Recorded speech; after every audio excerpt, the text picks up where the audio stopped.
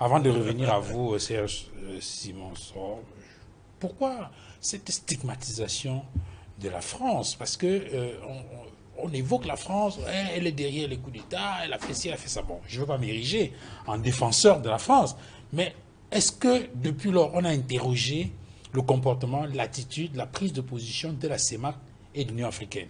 Pourquoi est-ce que chaque fois, nous devons toujours regarder, la France a fait ci, la France a fait ça? Est-ce que nous-mêmes au niveau de la sous-région, est-ce que nous-mêmes au niveau de l'Union africaine, nous prenons nos responsabilités lorsqu'un certain nombre de choses se passent pour pouvoir les résoudre de nous-mêmes sans attendre forcément la métropole? Bon, c'est une question que je me pose à haute voix. Maintenant, je vais revenir à vous, Simon Serge Sor, sur les leçons que nous sommes en train de tirer. Est-ce que au niveau de la classe politique camerounaise, par exemple, disons ça de façon ouverte maintenant, il n'y a pas de leçons à tirer sur la façon dont les leaders politiques gabonais sont comportés, non seulement durant cette élection-ci, mais également pendant le putsch qui est survenu à Libreville? Je te donne un certain nombre d'éléments tout à l'heure. On a vu par exemple que pour ce qui concerne le bulletin de vote, c'était un bulletin unique pour toutes les élections. Donc, en fait, c'était une organisation frauduleuse qui se mettait en place. On va dire, hein, mais le professeur Ondosa et Alternative 2023 ont trouvé un moyen pour contourner cette histoire. Ils ont demandé à ceux qui vont aux élections de voter uniquement pour le président de la République. Ce qui a permis, bien évidemment, de capitaliser un nombre important de voix en faveur, n'est-ce pas, de ce candidat. Est-ce que cela ne permet pas de voir que on a eu des leaders politiques qui, à un moment donné, ont dû taire leurs égos, ont mis ensemble leurs forces, ont pensé à l'intérêt national et sont mis ensemble derrière, dans cette alternative 2023, et derrière un candidat qu'ils ont choisi de façon consensuelle pour porter l'étendard de l'opposition à cette élection présidentielle? Est-ce que ce n'est pas quelque chose qu'il faut peut-être analyser pour voir s'il y a des leçons à tirer par rapport au comportement de l'opposition, de la classe politique camerounaise de façon globale dans une élection présidentielle? En réalité, tout nous parle et tout peut nous instruire. La démarche de l'opposition gabonaise est une leçon, certes, mais elle n'est pas la seule leçon. Oui. Le coup d'État, moi je crois qu'il y a des ruses de l'histoire. Souvent les gens font une chose pour qu'elle leur soit favorable, mais à la fin, elle se révèle défavorable. Vous savez, quand les colons ont introduit l'école en Afrique, c'était pour fabriquer les supplétifs. Ce n'était pas pour fabriquer les gens qui allaient critiquer leur régime. Mais c'est bien les instruits qui ont porté les luttes contre la colonisation.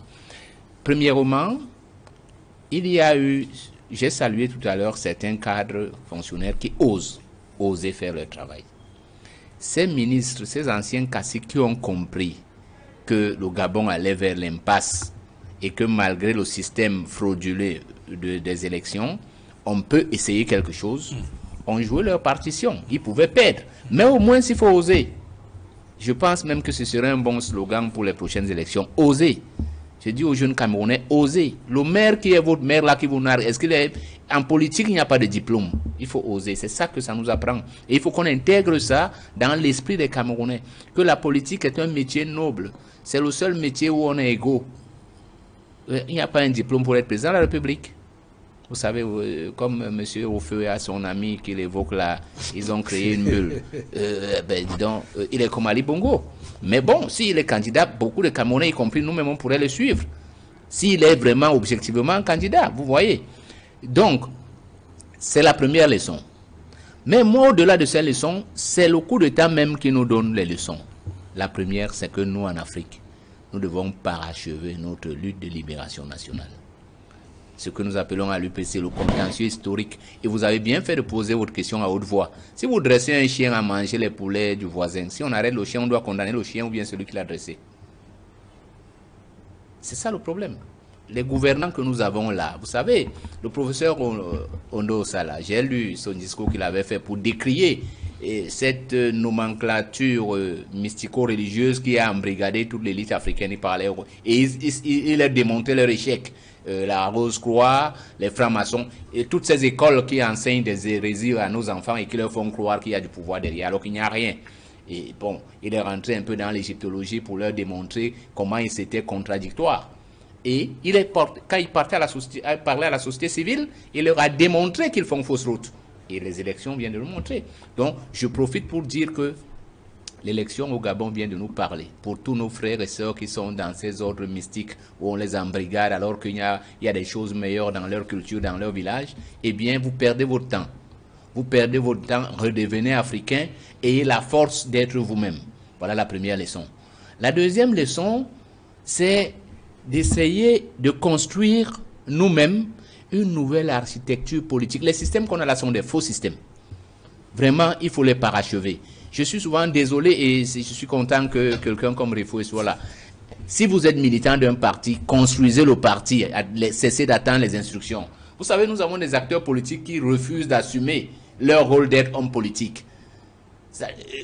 Il y a des discours qu'on ne tient pas quand on est un homme politique, comme celui qu'on tenait sur les prétendues déclarations du RDPC. Ça peut arriver, parce qu'on sait justement que ça peut arriver quand on est face à nos citoyens, on leur parle de ce qui fait grandir le peuple comme peuple devant assumer son destin, pas comme peuple devant se déchirer. Je ne suis pas pour cette perception, d'ailleurs même le père du libéralisme communautaire a compris qu'on ne peut pas aller vers la nation en mettant en avant les divisions. On doit fondre notre diversité dans l'unité nationale et prendre l'unité nationale pour le mettre au service de nos diversités culturelles. Le libéralisme comme le fédéralisme communautaire, ça ce sont des menaces qui pèsent même sur notre République. C'est ce que le Gabon vient de nous dire. Vous savez que le Gabon a ses clivages entre le nord et le sud, mais l'élection ne s'est pas fondée sur ces clivages. Sinon, les gens ne se seraient jamais rapprochés. Il faut arrêter ce discours. Il faut arrêter ce discours où on dit qu'il y a les milices boules ou les milices... Ça peut exister.